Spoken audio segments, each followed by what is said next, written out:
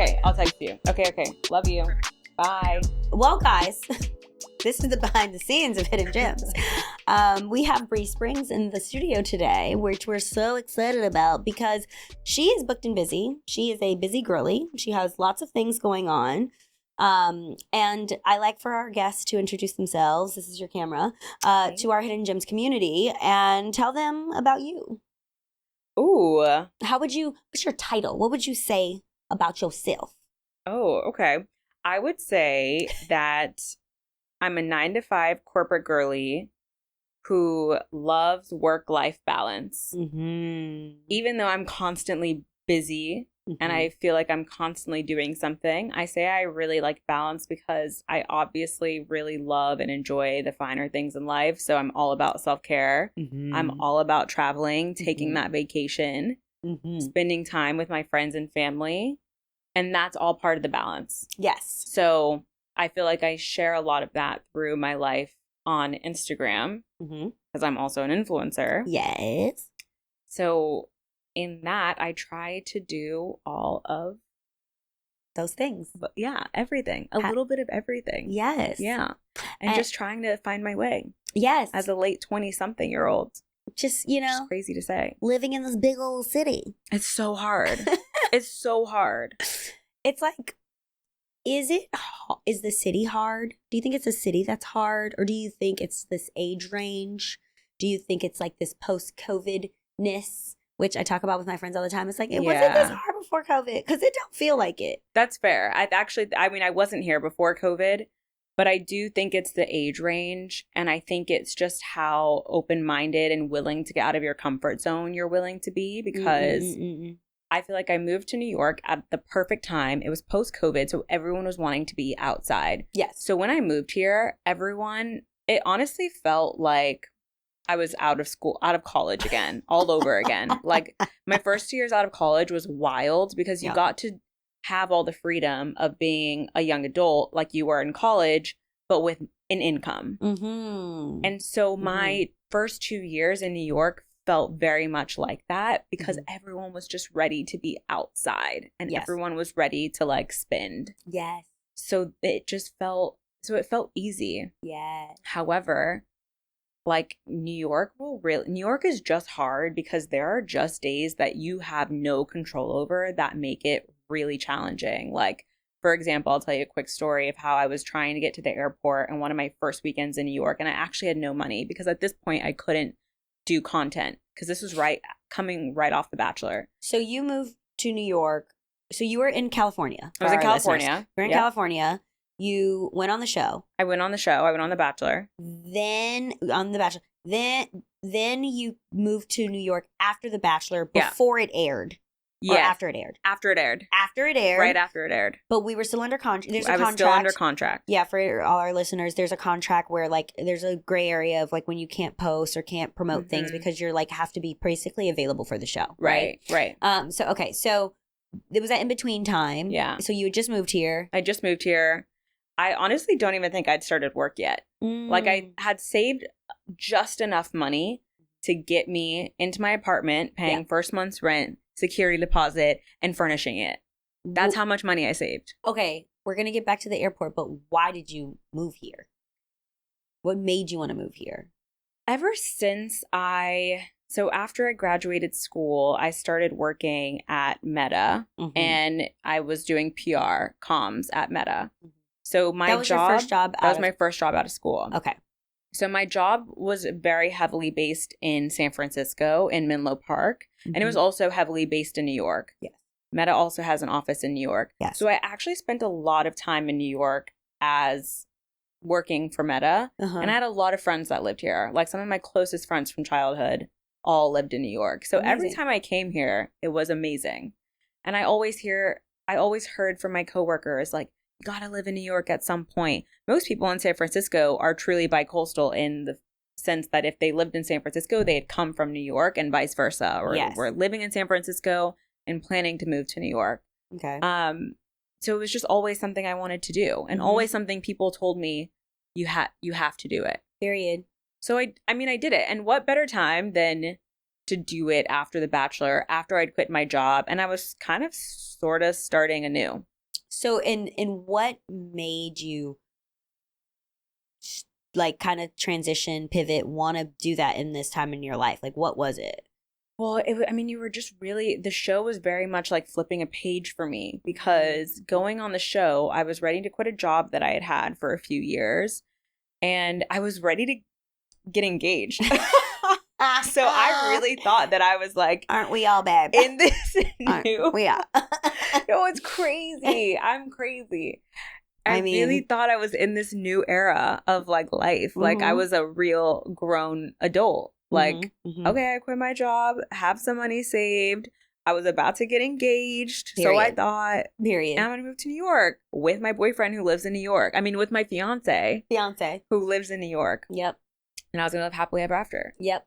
That was the plan. That was the plan. And it sounds like a nice plan, right? I don't know. A beautiful plan. I very much like to live my life in like steps and like progression, and not to a T, right? Like not like engagement and married, but I'm like, I do like to think that I could live abroad one day. I like to think I could have a family one day. Like I do.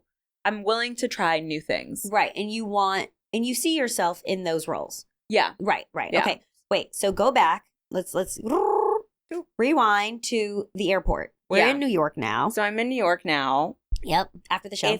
After the show, if I hadn't started my job at this moment, I had been in the job like 2 weeks. So I had no money saved. I'd already spent it on my apartment, already spent it on furnishing my apartment. Yeah. Wasn't making any money from influencing because of my contract with The Bachelor at the time. Yeah. So I remember getting into the car. Like I couldn't take the train to the airport. I had to Uber. My Uber ended up, traffic came out of nowhere, and my Uber or taxi ended up being $200. And like, thank God I had like maybe $500 in my bank account. But in my mind, I was truly like, what would I have done if I didn't have this money? Well, then I shouldn't have been taking my ass to the airport, first of all, to go wherever the fuck I was going. But like, it's just one of those moments where it like really beats you down. And I'm like, well, that goes half of my bank account on this one Uber. It's crazy. One Uber. So that's what I mean. Like, New York is really, really hard. And I have friends who have moved to New York recently and they're struggling.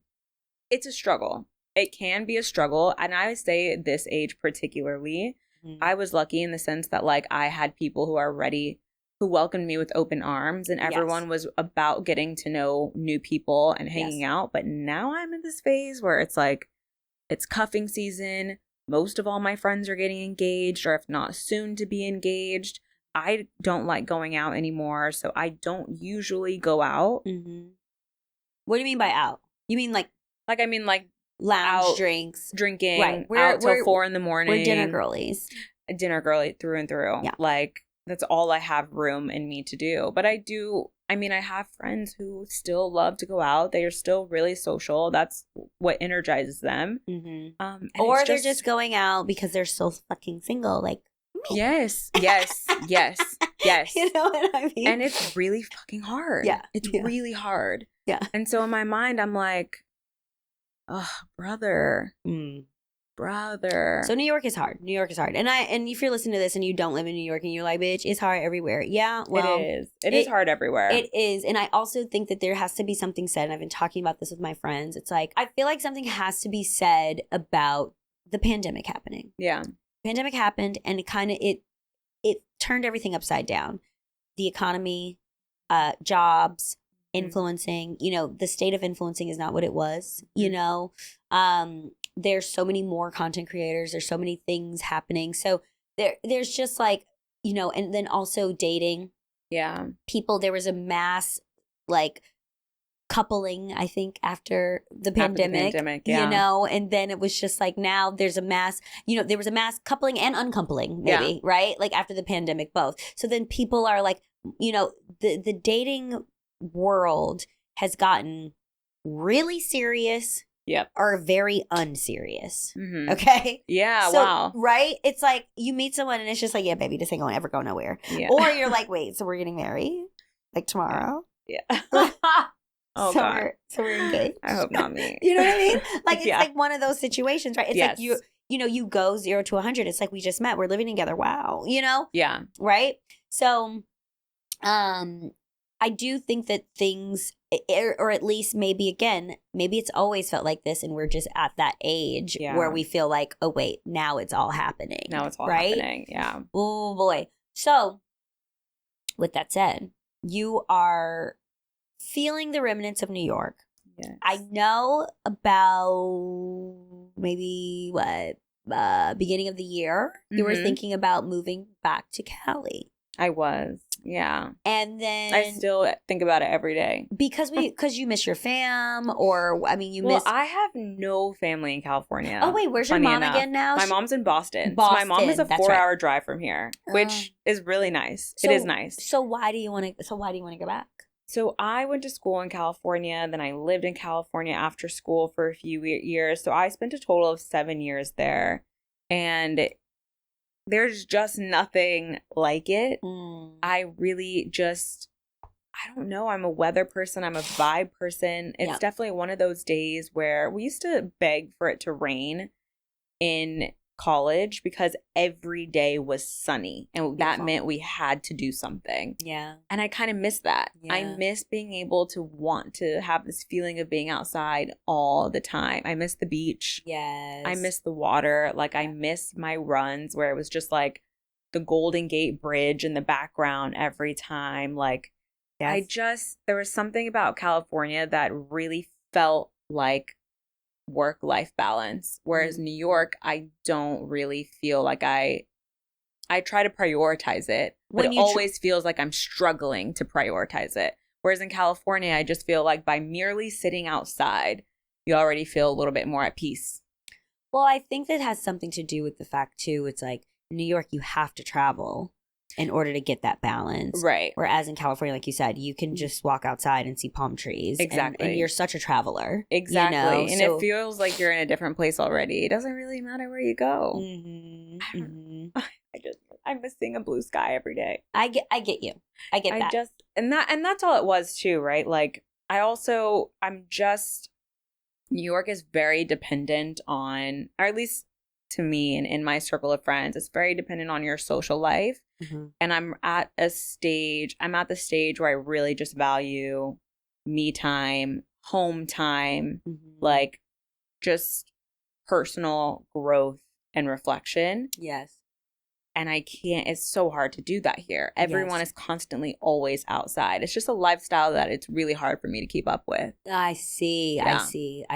Yeah, it is a lot to keep up with. And you work a lot.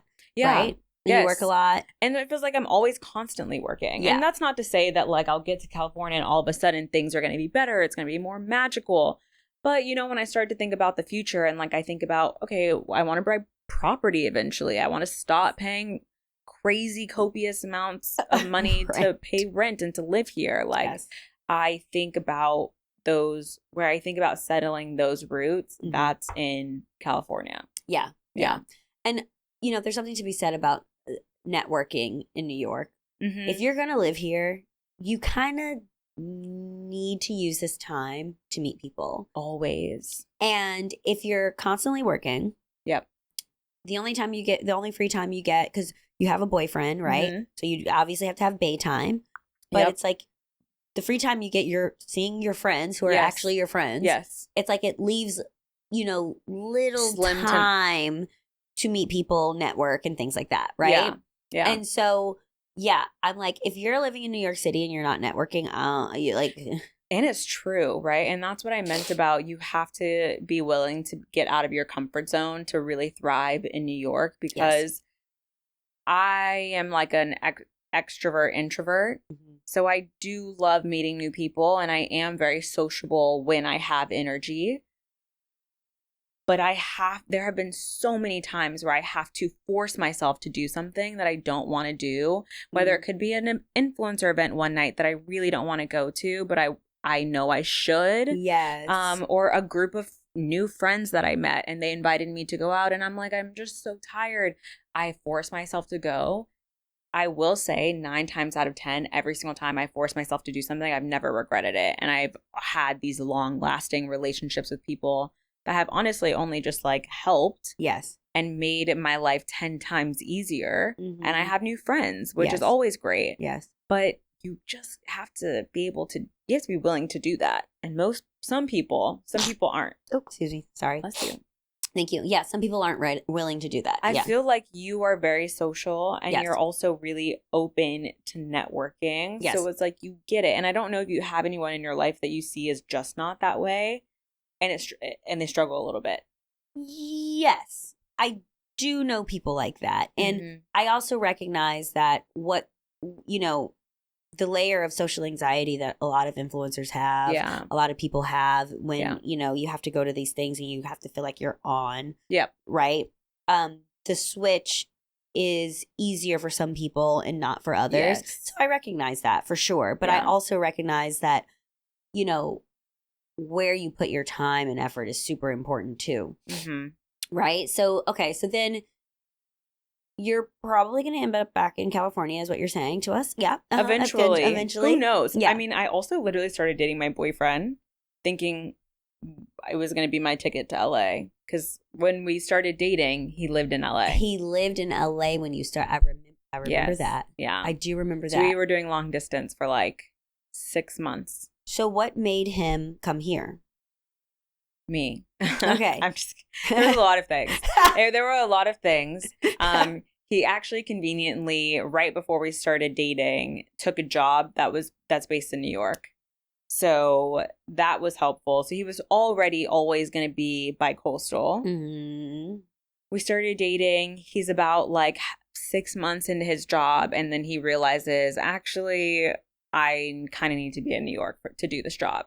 And my family's in New York. He was born and raised in Jersey. Got it. And his new girlfriend was in New York. Yeah. So it made sense. It was one of those moves, and all of his closest friends are here as well. So it was a move that made so much lateral sense. Yeah. Yeah. So you thought he was going to get you there, and you actually got him here. I know. Mm-hmm. So, yeah. Yeah. So speaking about the dating, Bri, you are what I like to call a relationship girly. Yeah. You are a relationship girly. Through and through. So why are we like this? Mm-hmm. Do we like being like this? Uh-huh. When did we notice the relationship girly trend? Oh my gosh. I don't think I brought a lot of attention to it until the last few years, honestly. Okay. And that's because if someone told me like 3-4 years ago I was a relationship girly, I think I would get really offended. No. But the reality is I have been in a relationship for most of my adult life. I've always been in a relationship for most of my adult life. Yes. Why are we like this? Why am I like this? Mm-hmm. Gosh, I genuinely couldn't tell you. Mm-hmm. I've not seen a psychologist or a therapist about this. I've always told myself growing up that not having my dad in my life and my mom and I being so independent, just the two of us, would always manifest in ways down the line where I wanted some male figure in my life at some point. Yes. And feeling like I needed it. Yes. But the reality is a lot of people too kind of equate, I mean, maybe this is me projecting, but equate being a relationship girly to being very codependent on always needing someone. Mm-hmm. Again, that could just be me projecting and having and maybe feeling this or feel like this is what people think. Yes. But I will say that the one thing that I hear constantly amongst my friends and my family is you're so independent. Right. So I'm almost just like, okay, then why am I always in a relationship? But it's nice to have a partner and it's nice to have someone in your corner who cares about you, especially when you're so independent, especially when you feel like you can go and move through life on your own. Yes. It's just nice having someone in your corner to be able to support you through that. Yeah. Yeah. And, for our listeners, I want to clarify Because if you said it the other way, where it's like, you are so not Natasha, you're so not a relationship girly. Do you know what I mean? Yeah. But again, to your point, there's like a deeper layer of, you know, you, like you said, having a man in your life, not, and like, this is your choice to have this person in your life. Yeah. And not having a father in your life, I mean. And now you're making the conscious choice to, you know, be with someone and partner with someone. Yes. Whereas for me, my dad and I are very close.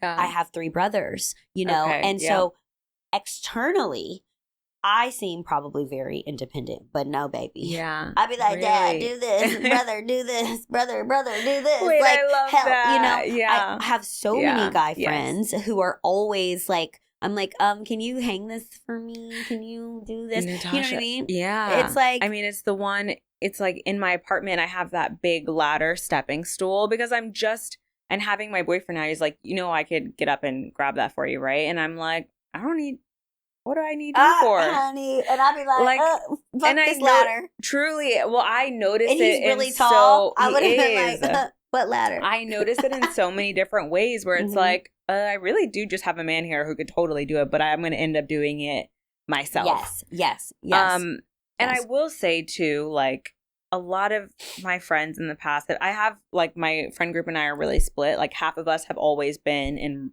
most of us have been in relationships most of our adult lives. And then my other half of my friends have really never been in serious relationships as an adult post-college. And it all is like manifesting itself in very different ways. I will say there's no right or wrong answer. It's really kind of all about what you are taking from it personally. Yes. And for me, like, of course I want to maybe be married one day, and of course I want to have a family one day, but really it's just about learning what I want in someone. For the time, Yeah. Like what I want and I need in a partner. And I'm honestly really thankful for all the relationships that I've had over the years, because each one has, I've learned something new from each one. Specifically about what I want in a long-term partner and what I don't want in a long-term partner. Very important. What you don't want. And I don't think I would know that if I hadn't experienced all of the breakups and the hookups and the get-togethers and the long distance and the this and the that. Would never know any of those things. So in a lot of ways, I'm like, it's helping me get closer and closer to who that long-term partner is. Yeah. And also the person that you want to be. Right. Because like, that's the other thing that I feel that is the biggest difference. You know, I'm going to do an analogy of like you said, I don't think there's a right or wrong. Just like someone's a morning person or a night person, right? It's like a relationship girly, non-relationship girly. In the sense of like someone's always in a relationship versus someone who there's bigger gaps in between. Like I haven't been in a relationship, in my opinion, meaning my opinion is like what I consider a relationship in 3 years, you know? But. And is that intentional? It's not necessarily intentional, but it's just like, you know, I go on these dates, I meet these men, I date them for a month, 2 months, 3 months, whatever. For whatever reason, it don't work. Yeah. You know, it used to be like I would have to date someone for 6 months to figure it out. Then it was like I got to date someone for 3 months to figure it out. Now, after a month, I'm like, I don't see it. So would you say it's because you are, the people that you're meeting are just not relationship worthy? Or no, I wouldn't say that. Are you finding yourself wanting to be in a relationship with this person and it's just not the right time? It's a mixture of both. But I also think that compatibility. Yeah. And I always think about the right now. Like right now in my life, there is madness, craziness happening. Okay. So like, I want to be with someone who's a little more stable. You know, there was another time in my life where I was very stable, meaning like, you know, there was not madness and I was like cemented and grounded and you know what I mean? And so I could deal with somebody that was a little more crazy, you know, and take on some of their shit. You know what I mean? So, you know, if you got shit going on and I got a lot of shit going on, this ain't gonna work. You know, there was a guy I went on a great date with and I'm like, you know, he was really great and it was a great date. But the man got a lot of shit going on, like emotional shit going on. And I said, boo, this is not we not gonna be crying in each other's arms, okay? I need to just be in yours. That's what I'm looking for right now. You know what I mean? Yeah. It just the timing. God. That doesn't mean that it won't come back around. It won't Yeah. but like, boo, you got a lot going on. Yeah. You know what I mean? Yes. Right place, wrong time. Exactly. So there's a lot of that, and like, Okay. the sooner you realize that, and not, I used to be a lingerer, just linger and linger. We're not doing that no more. But with that said, though, yeah, you being in a relationship, you're learning so much about yourself and how Yep. you want to operate, and things that you like about yourself, things that you don't. Yep.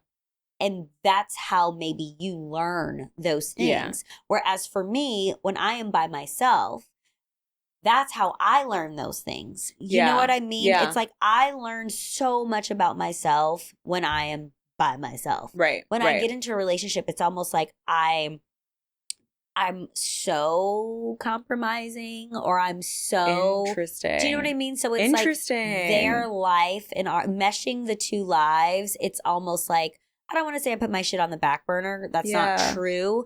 But it's more so like I'm so hyper aware of the partnership.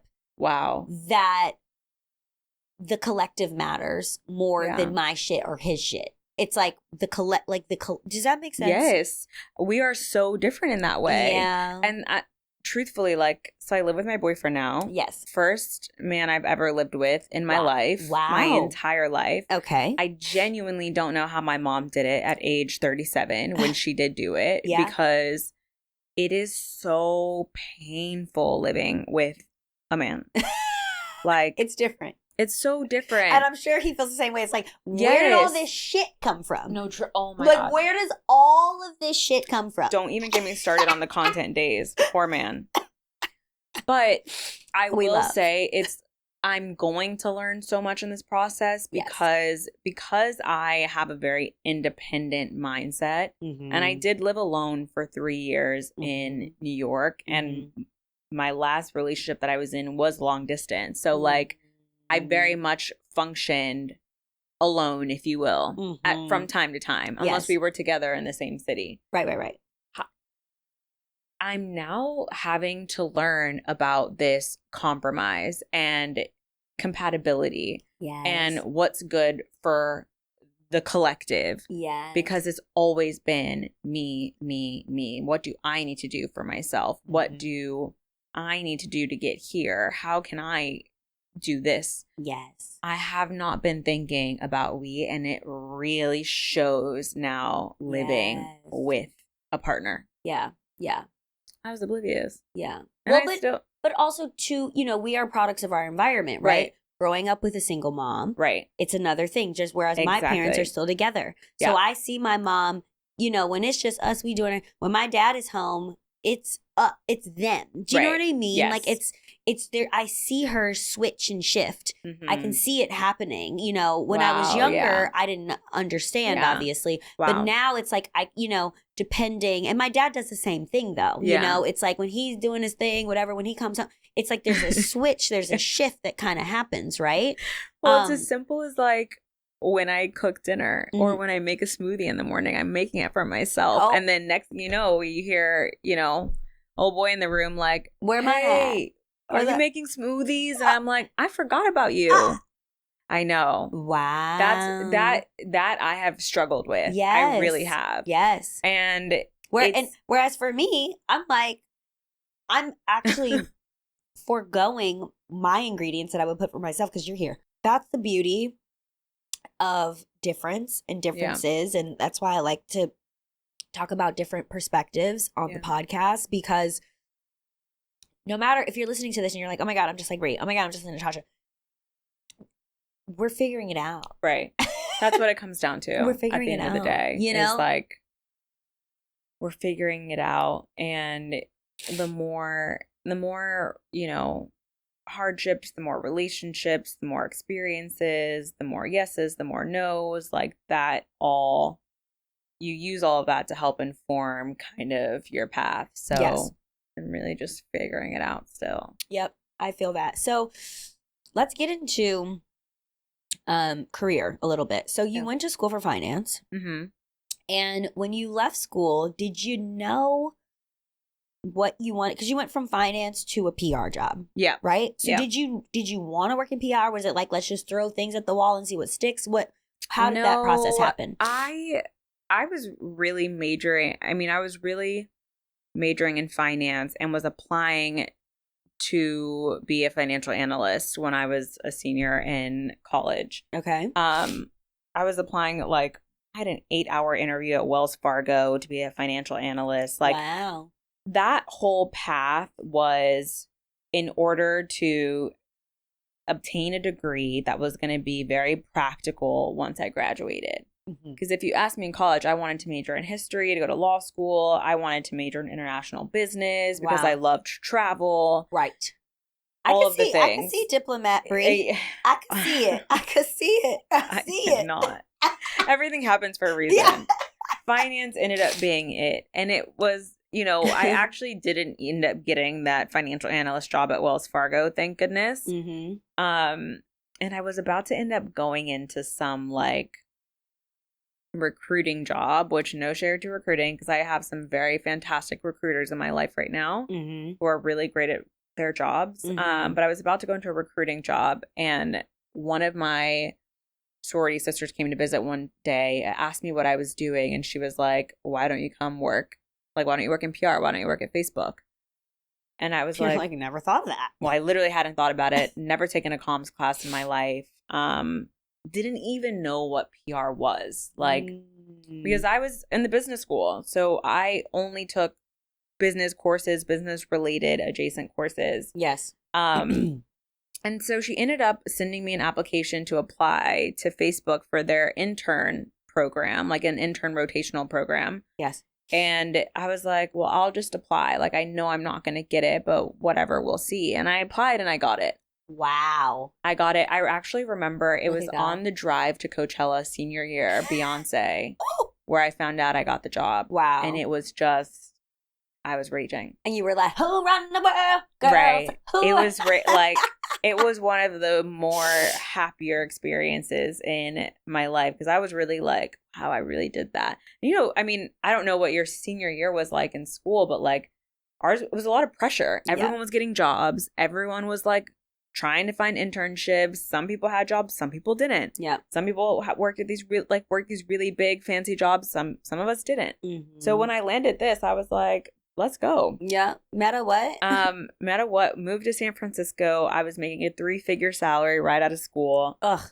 And I'm really transparent about that, because that had always been a dream for me, right? Was to graduate college with a well-paying job and moving to a new city to be able to live on my own. Because my mom had stopped supporting me, basically by the time I got to college. Yeah. And I worked 2 jobs in college. It was just everything that I felt like I was working towards in school had paid off in that moment. Yes. Which was really important and really pivotal. Well, but also, so it was an internship or it was a paid? It was an internship. It was a paid internship. Oh, it was a paid internship. It was a paid internship. Okay. And I actually ended up getting hired full time. Okay. Within 6 months. Amazing. Yeah. Amazing. So after 6 months, it turned into a full-time role. I was officially part of the team. I was commuting to Menlo Park every day. And why do you think you got hired? Because of your work ethic? Do you think what do you think it was? Work ethic. I think I'm a great interviewer. I think, when I really take my time to learn something try to learn it really well. I retain a lot of information, and I just am really good at presenting the best version of myself. Yep. And I also think that it was the team wanting to take a chance on me. I was new. I was young. I was just out of school. I had a really fresh perspective. I actually remember one of my interview questions, they asked me how young people consume the news. And I said Instagram. And funny enough, my friend and old coworker was like, I thought that answer was stupid back then, but you were obviously right now. Period. And I was like, yeah, just saying, that's how I consume my news. I never picked up a newspaper in college. Ever. No. It just wasn't what we were doing. It was social media. We were on Instagram. Yeah. And Twitter and yeah. I think they were just really willing to take a chance on me. And thank God they did, because, again, I had no PR experience. Yeah. Everything I learned was on the job. And I think that's because I was very teachable. I was very malleable. Like, I didn't always have the right answer. But if I taught myself how to be resourceful, so always looking up an answer online before I went to go ask my manager or somebody else. That's a gem. Or always just like asking questions, showing people that I wanted to be there. Yes. Everyone was willing to teach me. Yes. And I was really happy and excited to learn. Yes. And I have to say, though, this coming out of school with with making 6 figures, girl. It was a mind fuck. Well, just for our listeners, there are young people out here who are listeners, maybe they work for you and they're like, I'm not making enough money. Yeah. It's not normal. It's not normal. It's not normal. But in a tech space, because of some of these tech companies like a Meta. Yeah. And if you are listening to this and you're going out for jobs and stuff like that, and you do have these big dreams of making such a big amount, you should be going for these bigger tech companies, the Googles, the Metas, I'll tell you, I got like so many no's before I got that one yes at Meta. Exactly. Like, I had applied to a job at Adobe twice. Wow. 2 different jobs. They reached back out to me the second time after I didn't get the first one, saying, we'd love to like position you for this role. Didn't get that job. I didn't get the financial analyst job at Wells Fargo. Yep. Yeah, I mean, but the right thing happened. The right thing happened. And that's always what I'm a firm believer of, is like the right thing will happen. So I was doing that for 2 to 3 years. Yes. COVID happened. I was 23. Yep. And I was just really like feeling ready for something new. I think COVID, we were all kind of living in a vacuum essentially. Yep. And I think COVID just had everyone in a weird headspace in general. So I was feeling really unhappy. Yes.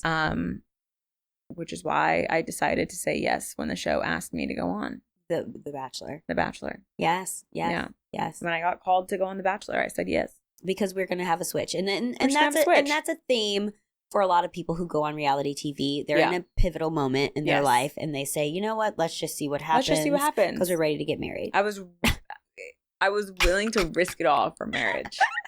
I was willing to risk it all. I mean, all these Bachelor people, they're just hopeless romantics anyway, right? We really are. People are genuinely like, why did you go on the show? It doesn't make any sense. And I'm like, what can I say? I really thought I was about to go on and find love. And you want to know something too? Like, I'm all about, the right place, the right time, timing, opportunity, the universe, signs. And the reason I wanted to go on the show, the reason it felt right in that moment is because my godmother got engaged when she was 23 and got married when she was 24 or something like that, or got engaged when she was 24, got married when she was 25. And my entire life was like, I'm getting engaged at 24. That's going to be me. I'm getting engaged at 24. That's going to be me. So when I was 23 going on the show and had my birthday on the show, I was like, this is it. Like, this is like my dream coming true. Duh. I'm crazy. Well, Well, I'm still hopeless romantic. Me too. I'm still hopeless romantic. Me too. That was just not it. I mean, we did it. We did something. We tried it. We did. We tried it. And here we are, It all worked out. It all works out.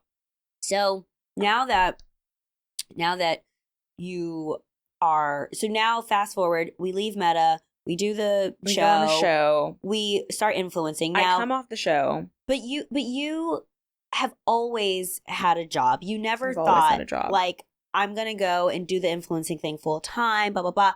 Why is that? Right after I came off the show, of course, everyone's calling your phone. Everyone's asking you if this is something you're going to do full time. The minute someone told me, like, yeah, talk to the camera more, I'm like, bitch, I don't talk to the camera. Talk to the camera for who? Yeah. For who? Yeah. For Tom, Dick, and Harry? Like, they don't care what I have to say. I don't need to. I'm not going to do this. This is crazy. This is silly. Yeah. I was also never a big social media person anyways. Like, I did not have an Instagram, really, prior to going on the show. Prior to going on the show, I, like, reactivated my Instagram. Like, I don't think I had posted in a year prior to me stepping foot on the show. Wow. It was just not something that I was interested in doing. Maybe it's because I worked in social media, so it's just like, why? Yes. And I also, my job was always my security blanket, right? Yes. Like growing up, having that income, being able to live the life that having this job afforded me. I was like, I need that security. I need to keep that feeling. I need the health insurance. I need the 401k. Like, again, just very practical with everything. Yes. This influencing thing. What if I wake up at 30 and I hate my life? I don't want to sell vitamins anymore. I don't want to sell hair growth serum anymore. I want a life. But it be working though. Let me tell you. Let me tell you, it and works. I do love my athletic greens. Listen, I love my Nutrafol. That's what I'm saying. And so I was very skeptical, and I needed a security blanket. I needed something to feel like I could fall back on if this didn't work out. Yes. So I immediately started searching for a job. Immediately started applying for jobs whenever I came off the show. I gave myself, just based off of recommendations from like mentors and people I'd worked with, 3 months after the show before I started looking again. So I was able and fortunate enough to live at home. Yes. And my family like basically supported me at home. I had a ton of money saved up from SF and COVID. Yeah. And just working for those last few years. And so I was like in a really good position to be able to just chill. Like I was just chilling. Yeah. 3 months after the show, I started kicking it into gear. I started calling people. I started submitting applications. I started interviewing. I got a job, and then I moved to New York. Yes. And is that the same job that you're in now? No. Okay. I had 2 jobs before my job now. I started interviewing. I literally had a lot of people reach out to me because I quit my job. Mm-hmm. So a lot of people, after they saw the show, were like, "We'll hire you." Yes. A lot of them were empty promises. That was a storyline on the show that she literally quit her job to go on, and it was I don't think they said on the show what the job was or where it was, but everyone knew it was like this, I don't want to say high profile company. It was a mysterious like tech company. Yeah. Or for a high profile tech company. Yeah, exactly. So it was a storyline on the show, and so people knew. Okay. So people knew, and people were reaching out to me, offering me jobs. Some of those offers were obviously empty. Yeah. Some people thought it was funny or cool. And I did actually go work at a company to do PR for, I'm just going to call them like an e-commerce platform. Yeah. And I was like, oh, this is great. Long story short, I quickly realized it felt like they were just wanting to use my name and likeness to shill out their products that they were wanting to promote. Yeah, not cool. That's just what it felt like. So as soon as I picked up on that, I was like, okay, I gotta go. I gotta bounce. Yeah. And so I found a job shortly after that. I worked for a creator economy startup, and I was doing marketing, and it did feel very natural because I was also influencing at this point. Like I was able to like start taking on deals. I was able to take offers on.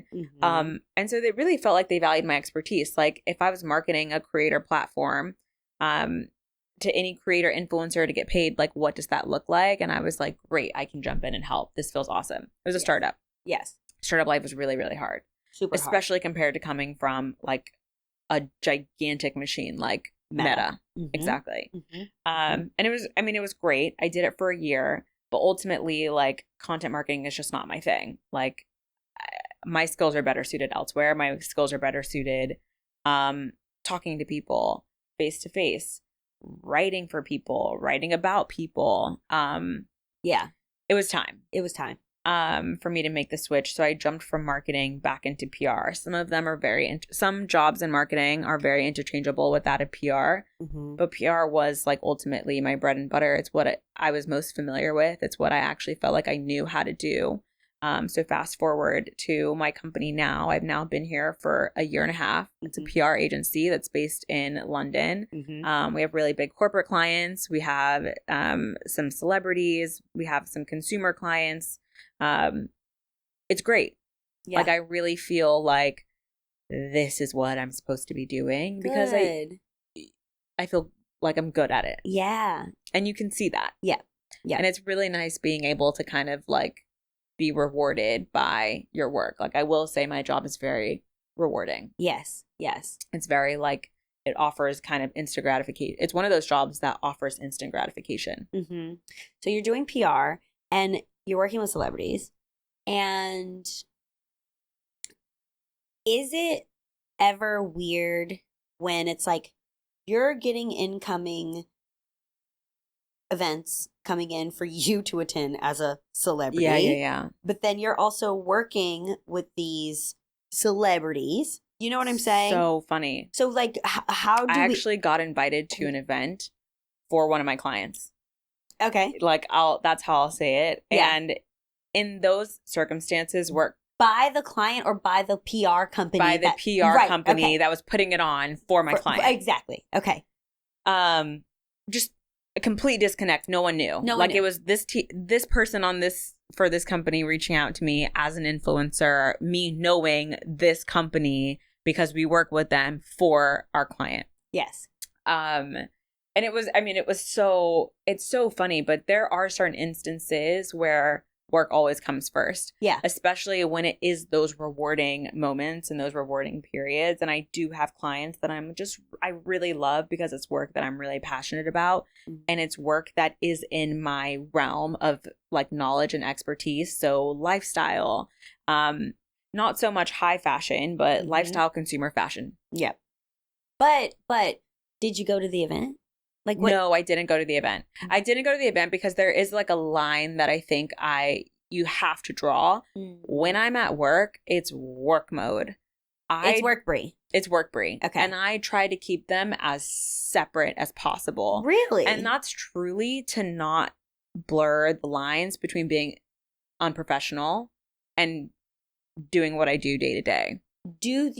Have you noticed like people treat you differently than other people because they do know that you have a certain level of influence? It's like, okay, can we put Bri on this because she can also post about it and we can I've gotten everything. Okay. I've gotten like, hey, we have this client that's doing this campaign. Would you be willing to post? I have. And then are you like, well, how much are you going to pay me?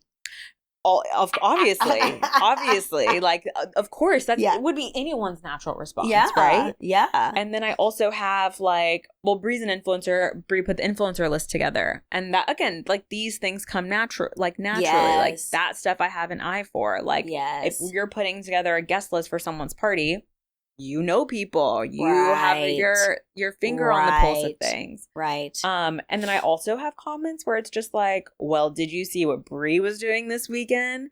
Bam. Bam. So hater comments. What it comes down to, right? What it comes down to is I'm all about keeping it professional. Work, you're gonna get work Bri. Yeah. You're gonna get work Bri who is an expert at influencing, an expert at social media, an expert at lifestyle, and is happy to brainstorm ideas with you. Yeah. When I'm not at work, I'm Bri. Outside of work. Yeah. So I have outside to, Bri. Like we outside. I'm outside Bri. Yeah. I'm outside Bri. So I have to draw those lines for myself and to just keep it professional. Yes. Specifically because I do get comments like that. So it's like I'm always feeling like how do you combat that? Well, I was just going to say, I mean, I'm always feeling like I'm constantly working overtime to like prove myself. Well, let me take a step back. There was a period of time where I had to work to prove myself. Right. So I always had to be professional Bri. I always had to be work Bri. I always had to choose work and professional Bri over everything else. Yes. Now that everyone is like, okay, she's good at her job. Right. It's not just influencer Girlie that needs a check. 100%. She's actually good at her job. She's good at her job. She's great when in the times that we need it. Yeah. Now I feel like I'm more comfortable and confident when I show up to work, especially as an influencer. Like if people are like, we're looking for influencers for this event. I'm like, I can't be one, but I can pull together a list for you, or I could ask this person, or I know this person. Right. And it's great. Right. So that is also great. My job does, like being an influencer allows me to meet a lot of new people, editors being one of them. Editors is obviously huge in the space that I work for because I'm constantly working with them. Right. So that is always really, really helpful. So I'll have one foot in, one foot out when it's necessary. Mm-hmm. But combating it is just like, I have also, Natasha, I've just accepted everyone at work is always going to know what I'm doing. and that's their prerogative. If you want to follow me on Instagram, I'm not going to follow you. Yeah. But if you want to follow me, you want to see what I'm up to, you want to see what I've been doing, like, by all means do it. But I show up every day knowing that most likely most people have seen what I'm doing or what I've done. Like, it doesn't fail if I was in Palm Springs last weekend and people are like, how is Palm Springs? Like, and you're like, it's just something that I accept. Yeah. Like, my life is public facing. Yep.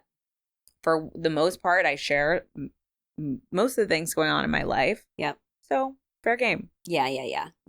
And that's a great way to look at it because, listen, if you have a problem with it, it's your problem. That's literally all I can think about. Yep. That's how I think about it. Yep. That's a great mindset to have. It's a great mindset to have. I mean, it's been so freeing because there was a period of time where I was so scared. I was like, what are they going to see? Who's going to think of that? Like, because the other thing too is, like, I work in an industry where there's not a lot of money, but I'm an influencer. There are just some perks that are awarded to me because of that. Like, you get gifts, you get gifting opportunities, travel opportunities, event opportunities, meet and greet opportunities. Yes. And so I'm just conscious though too that, like, there are just going to be times where people are probably not going to like me, but, like, again, I can't do anything about that. Are there any other influencers that you work with, like, at your company? No. Okay. No. Okay. So it's a beautiful place to be in the sense of, like, you know, you make yourself almost a little more valuable. Yeah. Because you have an ear to the streets, basically. You know, you have an ear to the game. You have an ear to it all. So I try use to it anyways. to your advantage, baby. Yeah. Mm-hmm. Yeah. Mm-hmm. We got to. Yeah, for sure. And it's helpful in that way. 100%. Have we ever thought about starting our own business? Ooh, it's in the back of my mind. We brainstorm all the time, my friends and I. Okay. It's something that you may want to do. It's something I may want to do down the line. Yep. I do want it to feel very natural. I want it to feel very right organic place, right to time. me. Yeah, I don't want to just do something just because I think it could be a good idea. Like, I want it to be like, that makes sense for her. Mm-hmm. So I'm waiting to find out what that is. Yes. So we're coming to the end of this podcast. I love all of this because I look at you as someone who I think it's very smart that you kept your job. Yeah. You know, for me, like you said, you're very practical. I'm very impractical. I'm literally the opposite. I go with the flow. Okay. You know what I mean? So, like, when I was working crazy hours, doing all the crazy stuff, I was in it. I was, like, so deeply rooted in it. It was like I eat, breathe, and chat my job. Right. You know what I mean? HBO. Right. You know what I mean? Like, and that's tough because most people that are in corporate jobs like that, is what they do. Yeah. That's it. And then it was like, okay, now I'm going into this content creator, influencer, I've always wanted a podcast, whatever, you know. So how am I going, now that I have this space to contribute, how will I contribute? Mm-hmm. You know what I mean? Mm-hmm. And things like that. So these are questions that I'm always asking myself. How do I contribute? How do I contribute? You know, and like being someone who is a wellness being and like wants to speak wellness into other people and be, you know, life and love and all those things and empowerment into people. It's like, how do I do that? So, there's things that I'm working on doing that go into that. But then it was like, oh, wait, we get all this free stuff. We get all this gifting. We get invited to all these places. That stuff doesn't pay the bills. Mm-hmm. You know, the ads get smaller and smaller and smaller, you know, or fewer and fewer, I should say, you know. And so it's like, damn, I really should have kept going and doing the TV thing and freelancing or whatever and getting on a movie here and there. But the same thing that you're talking about, like that difference in how people treat you differently and and blah, blah, blah. It's like when you're such a corporate girly and you go into this now forward facing thing, it's like, you know how it is. You meet someone, they know you from the show. That's all they want to talk about. They want to talk your ear off about it. And you're like, okay, this is the 80,000, 50th, 1,000, 1,700 millionth time I've had this conversation. But let's talk about it, babe. Right, you know what I mean? Right. It's like, and it's over and over and over and over, you know? It's true. And I'm like, oh my God, can I start this job and have a different name? Well, no. No. And you want to know something? Like, this is what my manager / mentor told me before I went on the show is before you go on the show, you need to know you will always be Bri from The Bachelor. 100%. Well, okay, go ahead. Truthfully, I mean, I could go down a crazy rebrand path. Yeah. That probably is not going to come right now, immediately. It could maybe down the line. Right. And I pray for that day that it comes down the line. But even just that has helped. I mean, it's just freed me so much of what other people think about me, right? Because as long as I know that most people will recognize me from the show, or most people, whenever they're talking, if a coworker's referring to me, they'll be like, Bri, oh, she's great. She used to be on The Bachelor. Like, it's a cool, fun fact that you used to be on this cool or this big reality TV show. Yes. So I just accept it for what it is. That's immediately what people are going to probably say. And you just accept it, but that's not who you are. Yeah. And you do end up showing people who you are. Right. Right? So It's otherwise just a you wouldn't title. be in those spaces, or you wouldn't be in those rooms. Yeah. But it's a title. But I will say, and I will say this, it can change. It can. It can change, because before I went on the show, I was Natasha from HBO. Yeah. The moment someone met me or introduced me to someone, it's like, oh, it's Natasha. She works at HBO. Yeah. It was such a brand, and I hated that. Yeah. I hated that. It's like, no, I'm just Natasha. Hey, guys, I'm just Natasha. We don't have to talk about my job. We don't have to talk about where I work. We don't have to talk about Robert De Niro. We don't got to talk about, you know what I mean? We don't got to talk about none of that, right? Like, no. Yep. We now, it's what you said, you're Natasha from The Bachelor, whatever. And it's like, until, you start dating Timothée Chalamet. And now you're Timothée Chalamet's girlfriend. Do you know what I mean? Or whatever. You know what I'm saying? It's true. It does. It just comes. Do you know what I mean? Now you're Jacob Elordi's girlfriend. You know what I'm saying? Like, I would never do that to you, babe. But I'm just saying, right? It's yes. just, I'm just, putting it out there. You know what I mean? It's like, you see this whole thing. It's like, even like someone like Julia Fox, right? Yeah. It's like, oh, she was on this show. She was the Uncut Gems girlie. Shout out to the Gems, Now she's she was Kanye. Yeah. Well, no, she's the Kanye girl. She was the Kanye girl, right? Yeah. And then when people were like, "Who is that though?" Oh, she was on Uncut Gems. Now they're like, "Oh, who's this girl hosting the show?" Oh, that's Kanye's ex. You know what I mean? And then she'll do something else until you know what I'm saying? It shifts, and that is what is freeing about. Okay, then let it be that. Yes, and accept it. If that's what they're going to call me, that's what they're going to call me. Exactly. But you know who you are. You know who you are. You're Natasha. Yes. I know I'm Bri. Exactly. And I know and that the people who care about you know that too. Exactly. Right? And exactly. So to strangers, we have to put strangers in some box. You know what I mean? Mm-hmm. It's like, then you talk to someone who's rude and you're like, okay, now I'm the bitch who's going to cuss you out. You know what I mean? Exactly. Now that's, oh my God, Natasha, she's so rude. She's so that never happens to me, but you know what I'm saying? It's like, you give people things to talk about. So yes, exactly. Yes. So last but not least, we're going to start something. Oh. I'm already putting it out there. I haven't even talked to the third person. So Bri, Serena, Pitt, and myself, we have our little brunch days. We have our little dinner days, blah, blah, blah. And they're so cute. So, I did a whole episode about ChatGPT. So I went to little ChatGPT and I was like, hey, Chat, with these initials or acronyms, come up with some names for us, because we were going to go do some things, right? So ChatGPT said we should be the new Bite Squad. We should be new Bites Squad. Okay. We should be Nom Brunch Sip. Natasha, Bri, Serena, you get it? Yeah. Mm-hmm. I love that one. Wait, this one is Bites, Sips, and Network. Bites for me, Sips for Serena, Network for you. I kind of like that. Isn't it cute? I love that. Wait, what was the other one? This one, it said New York Bites Society. Oh, there's a lot of best neighborhood snacks. Hi, I'm Bri. I'm Serena. No, it's going to be hi, I'm Bri. I'm Natasha. I'm Serena. And this is Best Neighborhood Snacks. That's good. Right? Yes. So the chat is telling us that this is something that we need to do, because it can't just be brunch. I mean, it has to be, we love our dinner time, right? But I love this. Look, Social Bites Network. You know what I mean? Like, what? Wait, it's so cute. Sophisticated Bites Network. Oh, God, we're sophisticated now. Mm-hmm. Okay. Yep. I like the other one better. Right? But like, there's vibes there. Yes. I feel like as these New York girlies, we have to tell them what's cool. We have to tell them where to go. We have to tell them what the vibes are. I fully agree. Is this why you're asking me about the restaurant the other day? Yes!